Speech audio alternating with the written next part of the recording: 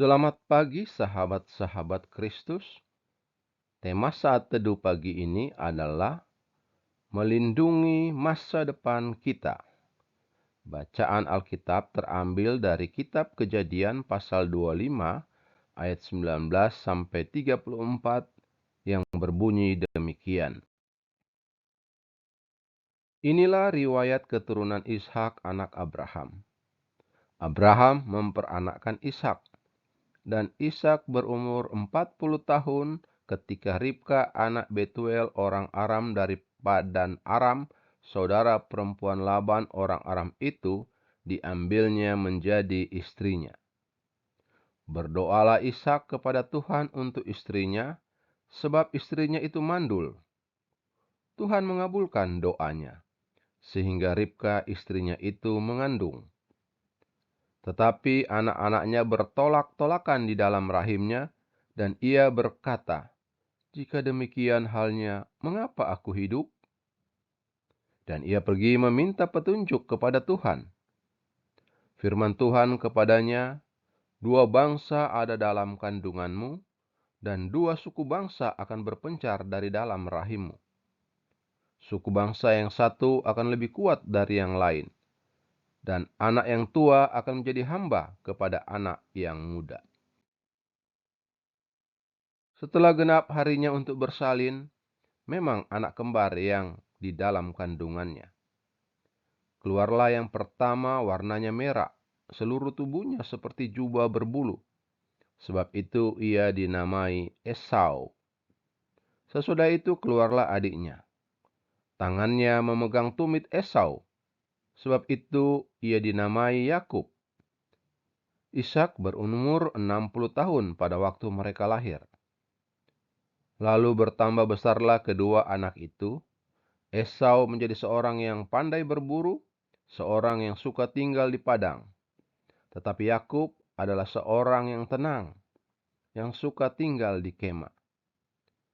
Ishak sayang kepada Esau, sebab ia suka makan daging buruan. Tetapi Ribka kasih kepada Yakub. Pada suatu kali Yakub sedang memasak sesuatu, lalu datanglah Esau dengan lelah dari padang. Kata Esau kepada Yakub, "Berikanlah kiranya aku menghirup sedikit dari yang merah-merah itu, karena aku lelah." Itulah sebabnya namanya disebutkan Edom. Tetapi kata Yakub, "Jualah dahulu kepadaku hak kesulunganmu."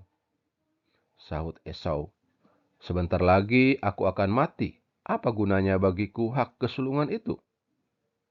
Kata Yakub, "Bersumpahlah dahulu kepadaku."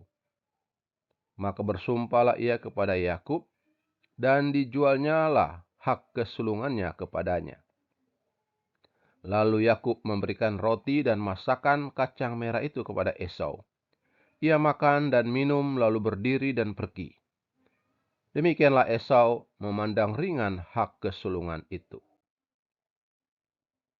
Ayat hafalan pagi ini terambil dari kitab Amsal pasal 24 ayat 14. Yang berbunyi, "Ketahuilah, demikian hikmat untuk jiwamu. Jika engkau mendapatnya, maka ada masa depan, dan harapanmu tidak akan hilang." Banyak orang tidak terlalu memikirkan konsekuensi jangka panjang dari pilihan mereka. Akibatnya, mereka bisa mengorbankan nikmat masa depan demi kesenangan saat ini. Tapi ini bukan hal yang baru. Kita telah melihatnya di kitab pertama Perjanjian Lama.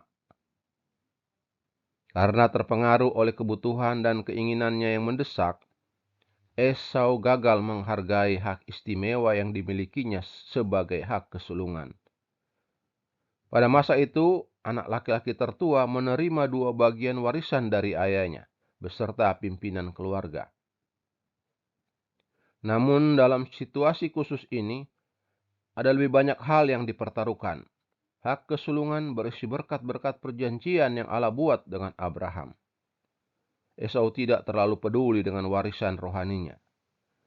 Jadi dia tanpa berpikir panjang menjualnya untuk dimakan. Dari transaksi tersebut membuat kita mudah melihat kebodohan pilihan Esau. Tetapi, bagaimana dengan kita? Apakah kita juga akan mengorbankan berkat rohani Tuhan demi keuntungan jangka pendek? Mungkin kita menghabiskan waktu berjam-jam untuk bekerja atau bermain, dan hanya memiliki sedikit waktu untuk membaca firman Tuhan dan berdoa. Mari kita melindungi masa depan kita dengan menyerah pada kendali roh dan mengejar apa yang Alkitab anggap paling berharga. Mengenal, mengasihi, menaati, dan melayani Tuhan. Investasi ini membuat berkat jangka panjang yang berlanjut hingga kekekalan. Ingat, mengikuti Tuhan tidaklah mudah, namun selalu membuahkan hasil dalam jangka panjang. Terpujilah Kristus. Haleluya. Tuhan memberkati kita. Amin.